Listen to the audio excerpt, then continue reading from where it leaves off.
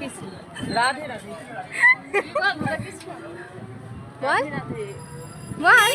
বল Radhe Radhe hey everyone, good morning. সকাল সকাল দেখতে পেলে যে আমরা টোটো করে বেরিয়ে পড়েছিলাম গঙ্গা স্নান করতে যাব বলে। আর টোটোতে সবাই আমি সবাইকে বলছিলাম যে তোমরা একটু রাধে রাধে বলো, তাই এখানে মাসিমা দিদি রাধে রাধে বলছিল। আর আমরা আজকে গেছিলাম রিষড়ার প্রেম মন্দিরের ঘাটে গঙ্গা স্নান করতে। আর গিয়ে দেখি যে প্রচণ্ড রোদ। আর তারপর আজ আমাদের ইচ্ছা ছিল গিয়ে দক্ষিণেশ্বর যাব। দক্ষিণেশ্বর গিয়ে গঙ্গা স্নান করে মা কালীর পুজো দিয়ে আসবো।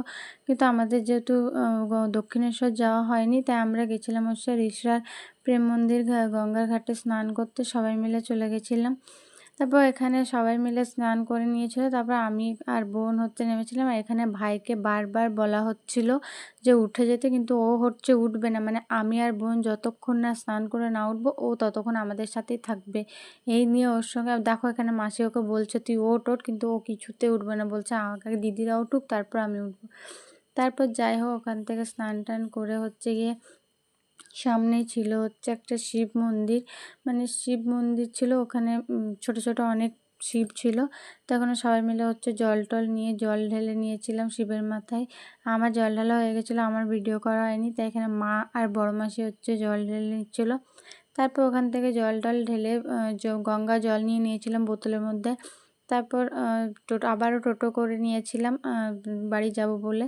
আর এখানে টোটো করে যাচ্ছিলাম, তখন পড়েছিল একটা বিরিয়ানির দোকান। আর আমি বোনকে বলছিলাম, বোনও বলছিল যে বিরিয়ানির কী সুন্দর গন্ধ পাচ্ছি দেখ।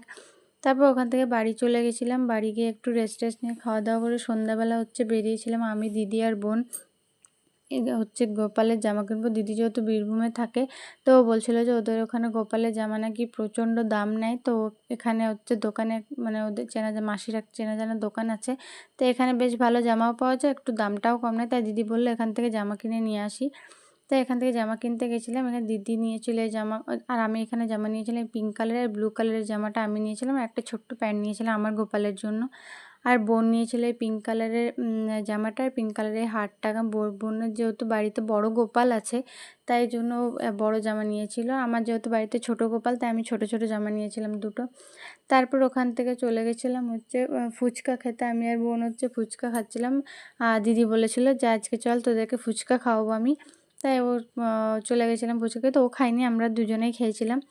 তারপর ফুচকা খেয়ে হয়ে গেছিলো, প্রচণ্ড ঝাল লেগে গেছিলো, তাই এখানে একটা আইসক্রিম খেয়ে নিচ্ছিলাম। আর এখানে কথা বলছিলাম যে ও বলছিল যে খেজুর কিনতে যাবো স্মার্ট পয়েন্টে। তাই এখানে